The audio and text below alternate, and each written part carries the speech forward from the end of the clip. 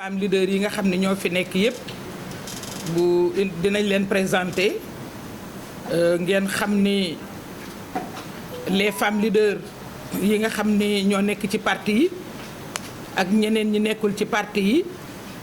ak ñépp ñi nga xam ne tey ñëw nañu ndax fi réew mi toll ak yéen ñi nga xam ni du ngeen sonn du ngeen tàyyi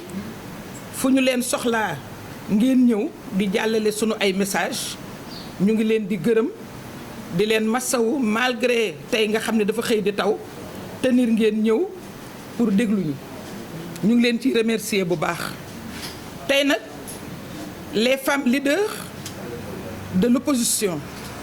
ak yeneen ñi nga xam ni boo politique guñu ku mel ni madame Hélène Tine bii nekk sama wet nga xam ni tey du parti moo tax mu ñëw mais ñun ñi ci des ñëpp ku ci nekk ci parti nga bokk ñun ñoo bëgg a waxtaan ak waa Sénégal à travers yéen ñii situation bi nag dafa nekk situation bu grave situation boo xam ni ku nekk nga koy sentir mais jigéen ñi ñoo ko gën a sentir ndax situation la boo xam ne dafa nekk benn dëkk boo xam ni bateau la boo xam ne dafa mel ni dafay tànge rek te amul capitaine xamuñu fu mu ñu jëmee donc jàpp leen ni suñu toogaay bii tey alerte la ndax su dëkk demee ba nga xam ni borom kër yi mënatuñu dundal seen njaboot ndax amatuñu seen pouvoir d'achat jeex na dëkk su demee ba borom kër yi mënatuñu faj seen njaboot dëkk su demee ba borom kër yi mënatuñu jàngal seen njaboot dëkk boobu dañ ko war a waxtaane te dem nañ ba xam ni président bi fi nekk atteindre na ay limitam ndax amatuñu sécurité justice bi doxul te bu justice bi doxul nag foofu dama fiy taxaw balaa may jox sama mbokk jigéen ñi bu justice doxul nag dafay interpeller tout le monde mais dafay interpeller particulièrement les femmes ndax injustice mooy source de violence te loolu lañu gis aujourd'hui ci réew mi yàlla def aussi ñu am loo xam ne jigéenu Sénégal dañ koy bàkkoo muy li ñu wax la parité muy un acquis démocratique di une question de justice sociale cette parité est aujourd'hui menacée la parité est menacée et depuis l'accession du président Macky Sall ci la parité menacée te tey wane na ko moom moo dem ba France waxul ak yéen de waa France la waxal ndax xam nañ ni France la diplomatie de la parité dafa dox ndax de réew yu bari dañu ñee Sénégal ndax la parité mu bëgg a doxal diplomatie boobu daal di tudd la parité or benn liste ci Sénégal tey moo fi amul parité mooy la liste de Benno Bokk Yaakaar donc suñu sukkandikoo ci li président de la République ci boppam wax dañ koy jël au mot wax ko ni ko comme que nee na toute liste qui ne respecte pas la parité est irrecevable moom waxu ko daf ko répété rek parce que L149 moo ko wax dañu bëgg wax ko ni ko Benno Bokk Yaakaar warul bokk ci élection yi ndax booba temps mu war a wax liste Yewwi Askan Wi dafa doyoon rek pour mu wax ne liste Yewwi Askan Wi dafa am doublon su boobaa tubaab yi dinañu xool lan mooy doublon est-ce que doublon prévoir nañ ko ci code électoral bi déedéet dañ koy wax ni ko kon doublon vide juridique la vide juridique boobu ñu war a profiter moom la ñu privé tey ndax doublon kenn prévoir ko fenn article 173 dernier alinéa ñaari cas la war a wax de doublon ñaari cas daf ni su fekkee ni benn nit dafa nekk ci liste départementale nekk ci liste nationale dañ ko mën na rendre la candidature de l'individu irrecevable mais du rendre liste bi irrecevable dafay rendre candidature bi rek lay yàq mais du yàq liste bi ñu ni su fekkee ne da nga bokk ci ñaari département bokk Dakar bokk Rufisque de effectivement candidature bi baaxul mais sax du yàq liste bi fii nag benn liste la te ma insister ci benn liste parce que seen parité boobu ñu bañ a respecté seen liste boobu moo warul a recevoir parce que respecté wuñ ci parité te ma fàttali ni la liste est une et indivisible benn liste nag su fekkee ni dafa am ñaari côté titulaire ak suppléant nit ki nekk ci titulaire nekk ci suppléant kenn mënul wax ni liste boobu dañ koy rejeter candidature bi inéligibilité la ñu mën a wax par rapport à la candidature mais kenn du wax problème mu liste loolu mu ñu teg nag ñu nekk di ko wax di ko waxaat lu nekk def nañu ko depuis le début bi ñu amee partenariat ak wàllu dafa daal di bëgg a disqualifier la liste wàllu daal di ni seen parrainage matul au même moment muy wax naan la liste de wàllu matul ci même moment bi ñoom la seen liste parrainage ëpp taxul mu jël ko en compte parce que ñoom seen liste yëpp la ñu waroon a rejeter parce que seen parrainage dafa ëpp ñun ñu daal di dajaloo en toute solidarité def tout ak suñu doom ba mu remplacer defar liste yëpp ba wàllu déposer ñu décidé bi ñu leen jàppee ci problème mu parité bi ngeen dégg seen mandataire accusé 15 listes départementales ni 15 listes départementales yi dañu paritairul te ñun ba depuis le début bu ngeen gisee jigéen ñaa ngi door a toog parité bi lu ñu ñor la ba ñu waxee la liste de Dakar ñun seetuñu sax vide juridique bi ñi ko war a seet nañ ko ba Dakar déposé mais ñun ba ñu nee amul parité rek ñun ca lañ ca noppi déggu leen benn jigéen jéem ko défendre parce que ñun parité boobu la ñuy wàllee ji donc du ñu nangu ku ko torpiller ñu defar liste Dakar d'autant plus que liste Dakar boobu en passant ba ñu nee dañ koy rejeté ca bañ koy rejeté liste ba yëpp lañ rejeté kenn jéemu ko amputé kenn jéemu ko divisé ñu ñëwati foofu ñu ñëwati daal di accuser 15 listes départementales da nga leen a déggati ñu waxati ko ba pare lii seen faute mooy dañu cité ay dëkk yoo xam ni bu mel ni Bambey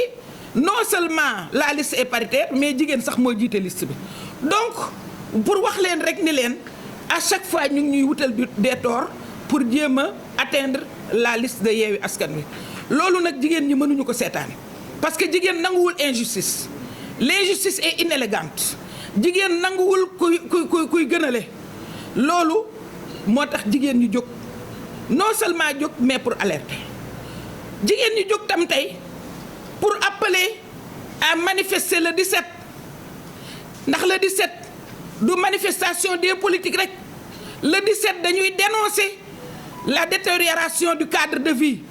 le 17 dañuy dénoncer la dégradation des conditions de vie des populations sénégalaises le 17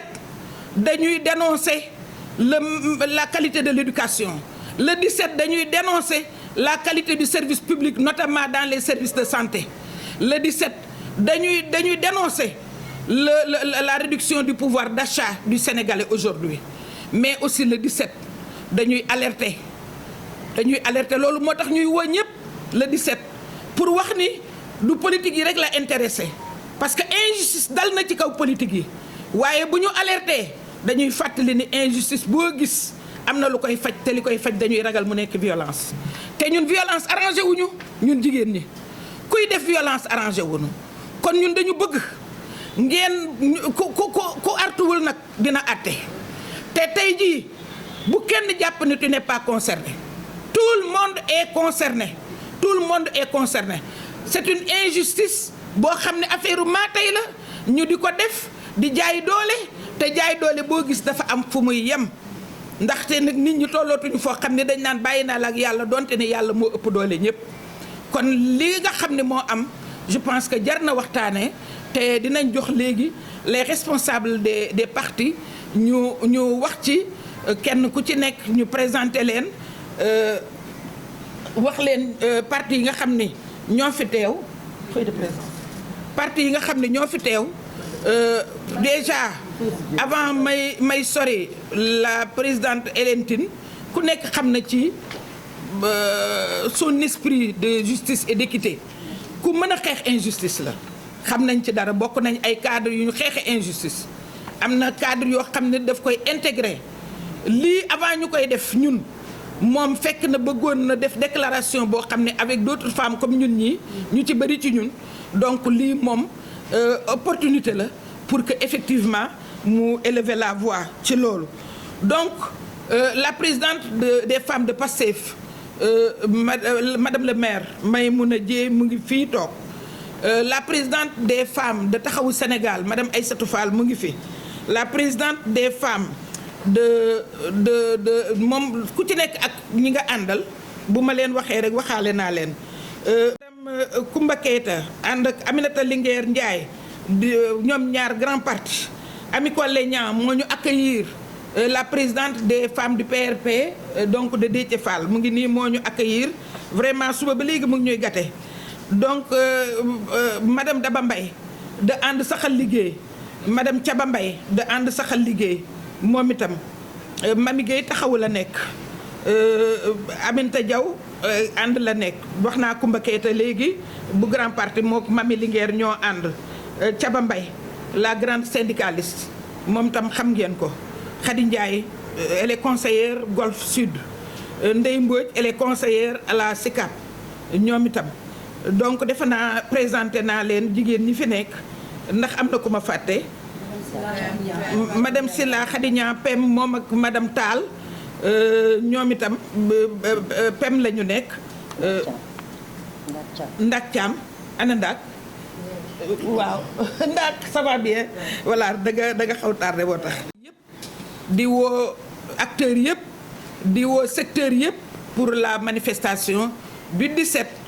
ba nga xam ni comme ni ñu ko defee woon rek manifestation pacifique la mais dañu bëgg mu nekk tam mur de lamentation pour que sénégalais yi exprimer wu leur ras-le-bol de ce régime qui a atteint ses limites régime boo xam ne mënatu la dem te ñàkk mën a dem gi nit ñi ñoo ko gën a sentir donc loolu la ñu bëgg a waxtaanee ak yéen tey damay jox la parole à notre. mën a ñëw fii ci seen makkaan présidente pour la première fois fekkee ci seen ndaje jigéen ñi nga xam ne suñu naataango yi ñu fi fekk di nuyu suñu naataango yi yëpp jigéen ñi fi teew ñëpp femme leader yëpp ñu leen di nuyu di leen sargal di nuyu aussi presse bi. xam naa ñu bëri dinañ ne lan lañ fiy wut parce que dégguñu Yewwi bien que dégg nañ ñu ànd ak wàllu ci élection locale yi nekk Thiès tête de liste Thiès ville mais comme c'était pour les locales aussi compagnonnage boobu ci locales yi la yem donc tey dañ fi ñëw ci suñu jubbu bopp ma ànd fi ak Awa Gueye suñu benn responsable ak Aïssatou Sané sama doom ñëw fekk si présidente Aïda Mbodj ak leader de femmes de l'opposition yi parce que nag ñun dañoo yàgg xeex injustice fii ci Sénégal foog naa ne bi ñu duggee politique en 99 ba léegi combat bu fi am boo xam ne pour dooleel démocratie la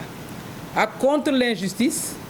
sénégalais yi fekk nañu ci gis nañu ci moo tax lii xew mënuñu ko tànqamlu ma wuyu nag ci invitation sama sœur présidente Aïda Mbodj bu ma woo ci seen ndaje pour wax ci li xew ci fi ñu toll nii mooy recul démocratique bii nga xam ne buñ ko seetaanee mën naa ne nërmel na démocratie sénégalaise parce que nag ñun ñu ngi fekkee ay élections législatives ak ay élections locales depuis bu yàgg waaye lii xew d'abord lii xew depuis 2012 ci boddi ay leader ak boddi ay liste seede yàlla fii ci Sénégal foog naa ne bu ñu revisiter histoire politique gu Sénégal du bëre lu ñu ko siy gis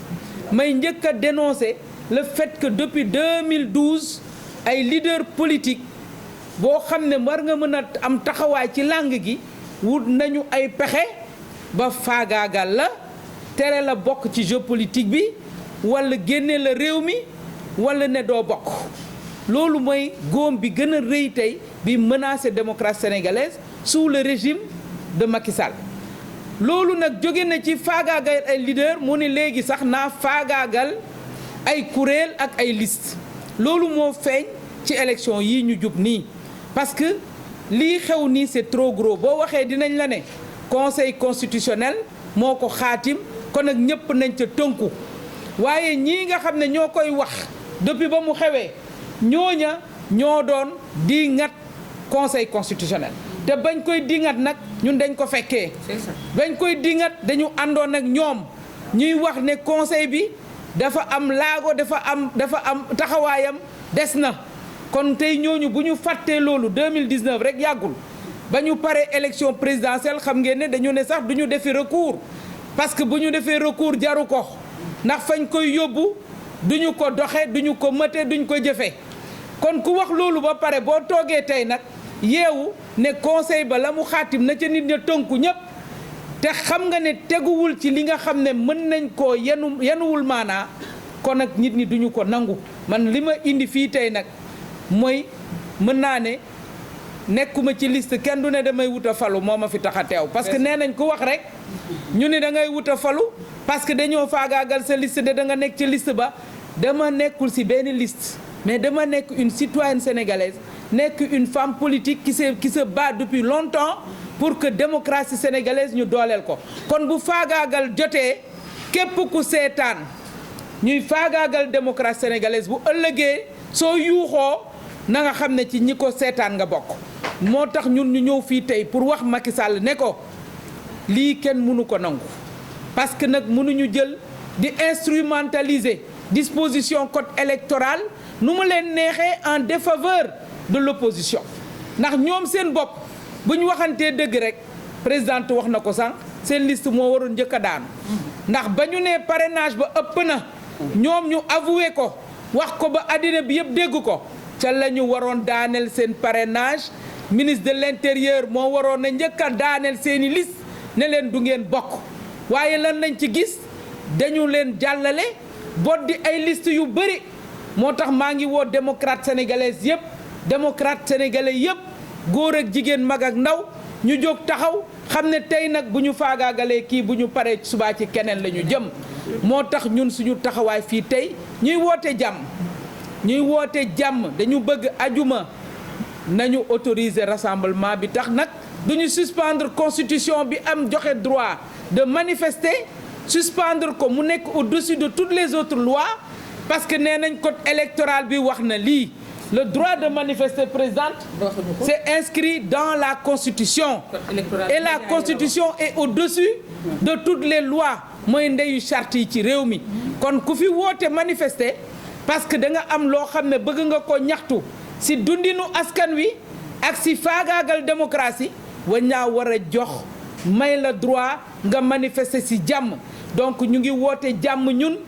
woote waxtaan parce que amuñu intérêt Sénégal di dugg ci guta te foog naa ne ñi koy wut dugal ci guta mooy ñi nga xam ne ñu ngi toog chaque jour di lijjantee nu ñuy def ba néewal doole maanaam képp koo xam ne teg nga tànk ci langue politique bi te xëj na di nga yàq seeni plan ñoom pour que ñu continuer di rester au pouvoir parce que nag pouvoir su demee ba tey yow seetatoo sax saagakat yi ak waxkatu yu bon yi yow tu ramasses le menu fretin de partout parce que li lëmbe réew mi depuis ñaari fan dégg ngeen ko président ci boppam mi doon dingat ak di waxkatu yu bon yi moom moo jëli ñooña di lang ak ñoom di wax ak ñoom di jëf ak ñoom te moom moo ne woon ñooña nañu xool nu ñuy defanteeg ñoom kon talut coono sénégalais yi dugg nañ nawet bi tey taw na béykat yi jaaxle nañ est-ce que am nañu engrais amul est-ce que am nañu soudure mu ngi ñëw soudure sax c'est toute l'année maintenant parce que la vie est dure toppatoowuloo loolu ngay langi ak ay saagakat di wër àddina bi di lambar rek ay saagakat waxatuñu loolu nga ni tey kenn du bokk ku nar a bokk danaa tas sa liste kon nag loolu mënuñ ko nangu man loolu moo ma fi indi ma dénoncé ko et je lance un appel à tous les démocrates de ce pays ak fu ñu mënti bokk nañu jóg taxaw ndax ku ne tey sama liste laaluñu ko liste bee lañu laal bu subaa dinañu laal lu raw sa liste te su boobaa boo yuuxoo it kenn du la wuy si maa ngi leen di gërëm di leen sant di jégalu bu baax a baax loolu rek moo ma fi ok bismillahi rahmaani rahim mbokk yi ñu ngi leen di nuyu di tàmbali ci nuyoo bi sunu sœur yi nga xam ne ñoo ànd ak ñun tey def point de presse bi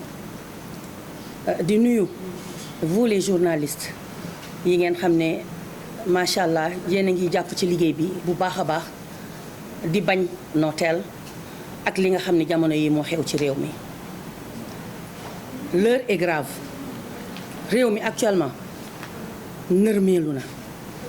nekk nañ ci réew moo xam ne justice amatu fi nekk nañ ci réew moo xam ne démocratie amatu fi muy réew moo xam ne dañ naan sax ndax yàllaa ngi fi. ndax nit ñi fàtte nañu sax yàlla mi leen sàkk am fitu di def sañ-sañ yoo xam ne dañu naan ndax ñii gëm nañ ne yàlla am na ndax fàtte nañu yoonu siraat mu nekk nag situation bu tendue situation bu doy waar boo xam ne sénégalais yëpp la concerné sénégalais yëpp lay waxal donc il est temps il est l'heure pour que les sénégalais réagissent métit bii ñuy dund bu weesoo sax ci politique bi mais tous les foyers du Sénégal jigéen ñaa nga fay souffrir cherté de la vie bi métti na métti boo xam ne jigéen booy waxal balaa muy teg añ ci biir këram dina souffrir ndax lu doon jar benn léegi juróom lay jar diwlin bi la mu daan jar yokku na presque léegi ba 8000 francs mu nekk situation boo xam ni c'est intenable te foog naa ni nit ñi ñii di def seen lii ñuy def muy Macky Sall ak ñoñom réaliser wuñu ni situation bi dafa ëpp sénégalais yaa ngi xeex pour dund pour bañ a dee moom muy prôné yi nga xamante ni moom la société war a gën a sib muy nit ku dul wax dëgg muy nit koo xam ni sa intérêt kese ngay dox mais lu mel ni ñu jël ministre de l'intérieur dénk ko lépp li nga xamante ni mooy sunu sécurité réew mu jël ko di ko foowe di ko salfaañee président boo xam ne ñi ko daan xas démb di ko saaga ñi nga xamante ni ñoo ko daan sonal tey mu jël leen teg ci wetam pour lan ni wane ni moom moo yore doole ji waaye fàtte na doole yi suñu borom ba tax na tey dama naan Macky Sall Sénégal nekkatul ci ay priorité intérêt sénégalais njëriñu sénégalais yi su ma wax Sénégal nag population moo tax nekkatul intérêt wam moom waaye nag ñun ñoo ko mën a fajal suñu bopp le 8 juin bii ku mu doyul dara du la doy le 8 juin bii passé li mu gis waroon na koo yee waaye moom au lieu mu conscient parce que mënul déglu du déglu askanam au lieu mu conscient ci message bi ñu ko waroon jàllale bi ñu ko doon jàllale moom mu ñuy wan ne faalewu ma leen daal di indi koo xam ni ñëpp xam nañu li mu ko daan def di wane ni gis ngeen maak moom valeur yi muy prôné dafa bokkut ak valeur yi nga xam ni aada ak cosaanu Sénégal loolu la ñuy dundee jot na nag ñu soppi réew mi Ablaye Wade moo ne woon soppi sunu président Abdoulaye Wade jigéen ñëpp ameel ko njukkal ndax parité bi mu ñu jox kenn mënu ko koo fay ndax modèle la tey ji ci Afrique fu ma dem dañuy wax seen réew yéen démocratie moo fa am ndax parité bi ñoom ñu bëgg ko te amuñu ko Macky Sall la ñëw bëgg ci dëggate ay tànkam di toroxal parité Abdoulaye Wade moomu moo ne woon soppi waaye président Ousmane Sonko teg si ne jot na man ma ni kon soppi jot na ñu wàllu ndax coalition yee ko matal yeewi askan bi loolu nag bu ko Macky Sall comprendrewul dinañ ko wan le 17 ne ko soppi jot na ñu wàllu te yeewi askan bi te bu soobee yàlla na mu meloon le 8 nu ko raw lay mel ndax xam ngeen ni bu jigéen ñi ayee dara du set dina jaar yoon dina mat sëkk ñu ciy woon nag képp kuy jigéen ci Sénégal képp koo xam ni balaa ngay jox sa njaboot mu lekk da ngay sonn képp koo xam ni say doom jànguñu ni ñu war a jàngee képp koo xam ni say doom jàng nañu ba yor seeni lijaasa toog ci biir kër gi di la wéttali boo leen joxul ndekki duñu dem képp koo xam ni balaa ngay am ndox danga koy rooti ji képp koo xam ni boo feebaree dangay sonn pour nga faju wala sa njaboot faju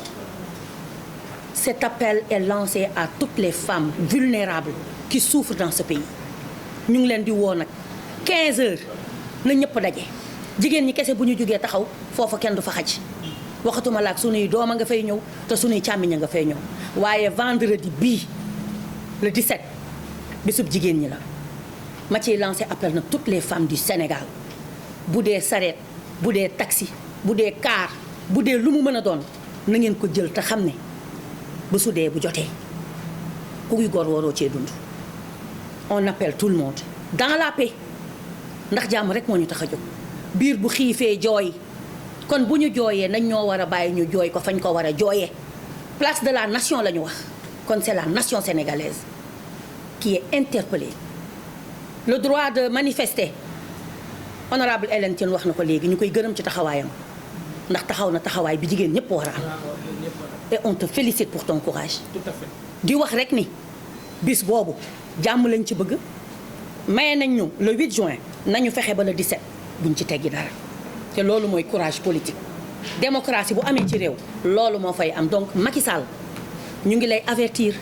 que le 17 li ñuy xaar mooy la amoon le 8 juin ngeen defaat ko ndax yaay wax kalaa signé yow lay tàggu les 7 sages wane nañ ko kon nag na nga fexe ba watawat lañ lay wax watawat Macky watawat le 17 na nga ñu bàyyi ñu yegg fi ñu bëgg jëm ndax nit boo ko bàyyiwul mu wax leneen lu mu def yaa ko teg demuñu kër bàyyu kenn place de la nation la ñu dem nañ ñu bàyyi kon ñu manifester ni ñu ko bëggee ñu ngi woo ñëpp nag waaye Macky ma delluwaat wax la ko watawat. foog naa ne li ñu fi indi ñi ñuy jiitu wax nañ ko mooy que suñu gaal gi tudd Sénégal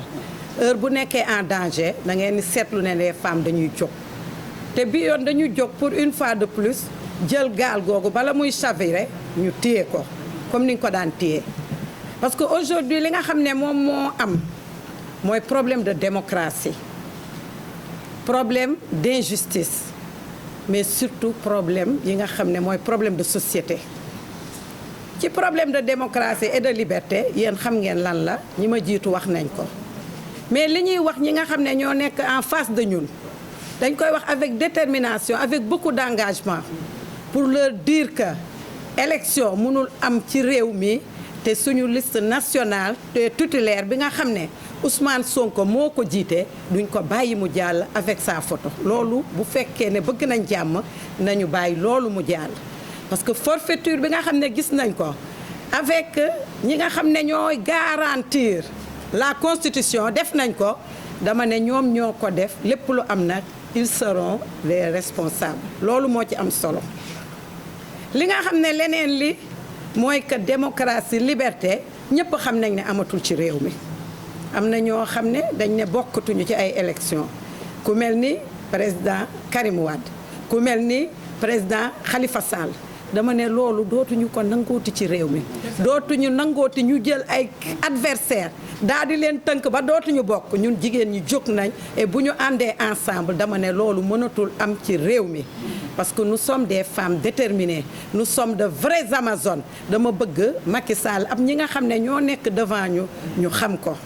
Il y a une autre chose boo xam ne dañ koy wax mooy par rapport au grand rassemblement bi nga xam ne ñun moom la ñuy préparé muy àjjuma bi le 17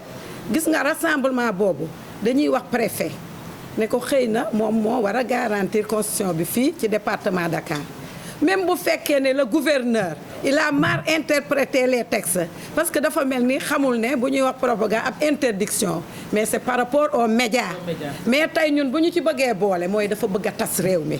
moo tax dañuy wax préfet yow am nga une grande responsabilité pour nga bañ a tas réew mi indi fii loo xam ne mosu fee am na interdire marche bi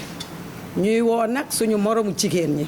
ne leen tey c'est pas seulement la démocratie et les libertés ñoom ñoo nekk en jeu mais suñu dundin moo nekk en jeu ndax coono metti na de wax nañ ko tuuti mais am na lu gën a metti ñu ngi naan xale yi nañ leen téye mais xale yi mënuñu leen téye ndax tey ñun jigéen ñi ñooy dem ànd ak suñu njaboot parce que bu ñuy xeex c'est pas seulement pour nous mais c'est pour l'avenir de nos enfants parce que bëgg nañ ëllëg suñuy doom mën a liggéey am fu ñu dëkk takk ay jabar nekk ci jàmm loolu tamit beneen xeex la te ci xeex boobu lañ koy boole àjjuma incha allah donc kuy ñëw muy jigéen na nga ànd ab say doom ànd ak say njaboot ñu ñëw ci jàmm mais jàmm ji nag à condition que ñi bëgg ko en tout cas de fii ku fi gis nit ku fi gis ñun ñu toog dañu déterminer en face de ces gens là parce que dama ne loi bu amatul ci réew ñun suñu devoir la pour jox xeex ko et nous allons résister toutes les femmes ensemble te dinañ résister wan ñii ne dinañ résister préfet comme ni ma ko waxee boo bëggee jàmm ci réew mi joxeel ñu suñu autorisation parce que c'est un droit constitutionnel di wax aux forces de l'ordre et de défense seeni yaay seeni sœur ñoo nar a nekk devant et ils auront une grande responsabilité devant l'histoire de ce pays ce vendredi-là. Avec ou sans autorisation entre guillemets nous serons devant bu ci yàlla àndee. foog naa ne du ma guddal du ma waxati lu bari mais daal wax leen ne les femmes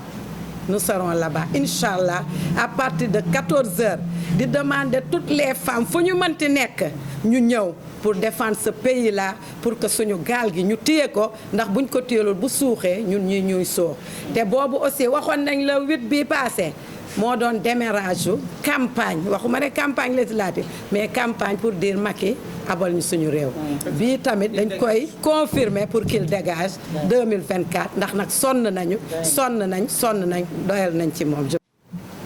cadre des leaders di ci jël nuyoo bi di ko teg ci loxo Déthié mi nga xam ne tey mi moo ñu dalal di nuyu la presse ndax bu dul yéen kenn duñu dégg te seen liggéey rafet na pa tabaarkalla di nuyu tamit suñu kilifa yi ñu fi fekk mooy soxna Aïda Mbodj Hélène Tine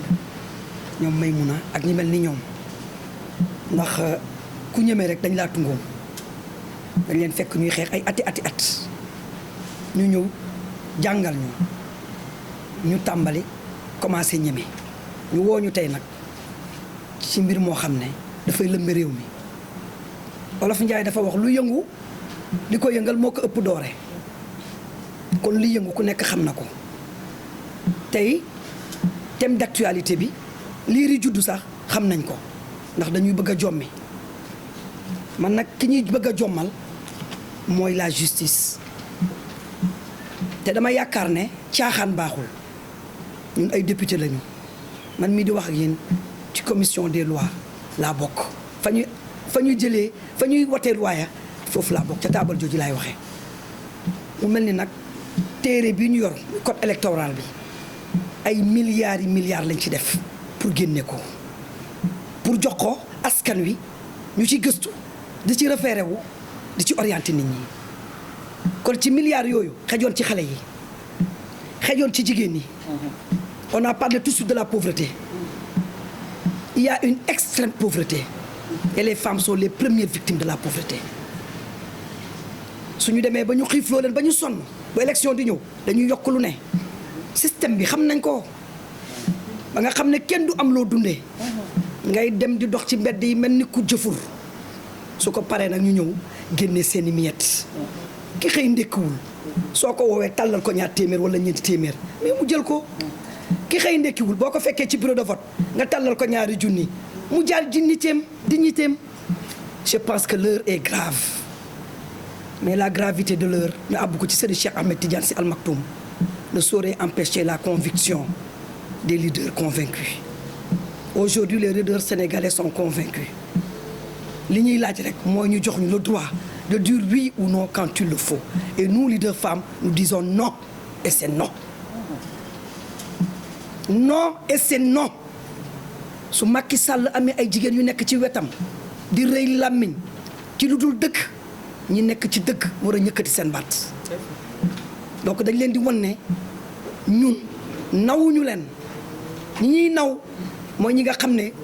jigéenu Sénégal dañ leen ñor jigéen ñi nga xam ne dañu oddu seeni sër wàcc ci terrain bi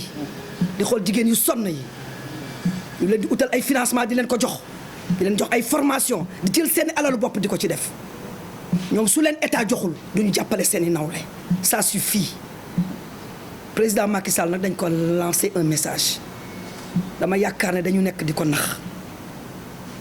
waaye ngëm yàlla na ko delloosi bi mu fii falu yaakaaru ko woon ndax ku nekk dafa ne woon c'était prématuré ñu ne bii ñëw dina falu yàlla fal ko kon na bàyyi mbir mi ci loxo yàlla bu mu forcé soo forcé lu yàlla tëralul mën nga caa am rëccu te nag yaakaar naa ne war na am ñoo xam ne nag ay mag yu baax la ñi koy wax li ñu gis ci réew mi fii liñ fi gis du jàmm ñu ngi ko koy avertir des années et des années ku mel ni Serigne Moustapha Sy wax na ko du benn du ñaar te loolu muy wax ki gën a ndaw ci ndawam ci baatin yàlla wan na ko ko kon il n'a qu'à reculer laajuñu dara suñu droit la ñuy laaj suñu droit mooy ñun ci dëgg la ñu ne lii ñuy épingler lii su Yewwi question de seconde la ay nitam xam nañ ko dañ koy wax ci suuf mais duñ ko wax mu dégg ko question de seconde la ñëwal changer dellool moom dafa am problème ci listam dañ am seen problème comme niñ ko waxee seen liste n'est pas paritaire ba pare ci parrainage bi ku nekk xam na la ci am ñoom ñu mën a valider seen liste ne yeneen liste yi duñ ko valider duñ ko nangu lii lañ ciy teg ku yàlla bëggul nga dee doo dee dinañu dem élection par A ou B ñu li lançons nag un appel mooy président de la république mën nañ ne suñu càmmiñ la mën nañ ne suñu mag la mën nañ ne amul ku koy conseil amul jigéen ñu koy conseiller donc ñu ngi koy lancer un appel qu'il recule moo xam ne nu muy reculer mu bañ a bàyyi ba mu tàng ni mars defoon mu reculer avant qu'il ne soit trop tard suñuy doom ñoo fay dem suñuy rakk ñoo fay dem suñuy jëkkër ñoo fay dem moom ci boppam ay rakkam a ngi ci ay sëram a ngi ci donc buñ ko dugal ci guuta conseil constitutionnel li ñuy def teguñu ko ci dëgg ndax ñoom c'est des juristes kayit gi ñu ñambaas jox ko nit ñi war nañ xam ne ay milliards lañ ci def te milliards yooyu waruñ koo fawee kon soo bindee téere jox ko ni da nga war a respecter sa kaddu donc duñ ko nangu tey dañ leen a dicté nag dañ leen a dicté c'est de la dictature dañ leen a wax def leen rek ñu def ba ñuy def sax xalaatuñu ndax ku nekk liir na président Macky Sall ne liste bu paritairul dañ ko du dem élection ñoom ñoo deful parité kon kay ñoom la na ko accepté même bu dee dafa juum président la ñun dañ juumoon la wax moom juum na nee na liste bu paritaire du dem élection kon na jàpp ne du dem élection su demee élection dañuy dem élection suñu demul élection du dem élection c'est clair et précis ñu ngi déglu suñuy kilifa lu ñu wax loolu la ñuy def gis nga ñun bu ñuy génn di dem dañuy tàgg suñuy doom ne leen suñu deewee dénk nañ leen diw sol suñuy dàll dem wuyu ji ñun amul lu ñuy daw su amee ñu ñeme ñun ñeme nañu ñun ki ñu àndal gaynde la mën na ruux gaynde suñu yónnee ne dama ruuxi gaynde ñu ruux gaynde parce que xam nañ bu ñu demee ruuxi gaynde duñu mat kon su ko defee na dellu ginnaaw balaa réew mi leneen di ci am ndax réew mi ñun ñëpp a ko bokk te jàmm rek lañ ci bëgguñu ci ay nañ ñu may suñu droit de manifester ñu dem manifester ci loolu mooy dëgg ñu wax li ñu wax waaw yow soo waxul soo manifesté wul wax li la métti nan la ñuy déggee li la métti nan lañ koy déggee suñ la mayul nga manifester nu ñuy déggee li la métti donc maa tey bi dafa doy waaw maa tey lañ fi nekk di def ak dama am doole yàlla rek a am doole ku dul yàlla amoo doole asalaamaaleykum wa rahmatullah. rek mu séddale ko jigéen yëpp ñi toog fii wax ji sax du bëri dañ ciy sànni tuuti rek président Macky Sall moom wax ji moom moo ko moom dañu am président bu soxor président bu ñàkk yërmande président boo xamante ne xamul lan mooy àq jigéen te 2012 mu xam ne jigéen moo ko fi teg man li may wax xam naa ne sax sama yaay ngeen baal ma mais ak xol bu jeex laay waxee ndax dama nekk ci terrain bi nekk adjointe au maire Parcelles Assainies gis jigéen ñi nu ñu sonnee santé bi baaxul milliards yi ñuy tudd chaque jour dinaan def nañ ko ci santé fan lañ ko dugal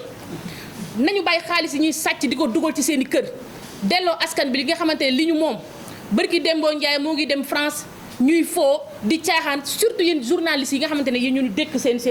caméra yi respecté wuñu leen journaliste Sénégal respecté wuñu leen Macky Sall joxu leen cër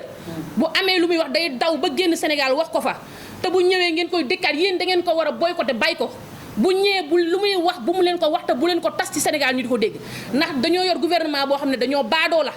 kenn xamul lii lan la ci Sénégal kenn xamul ñun ban dëkk la ñu nekk nii nit ñi sonn nañu askan bi tàyyi nañu man nag li may wax lu gàtt rek la mooy le 17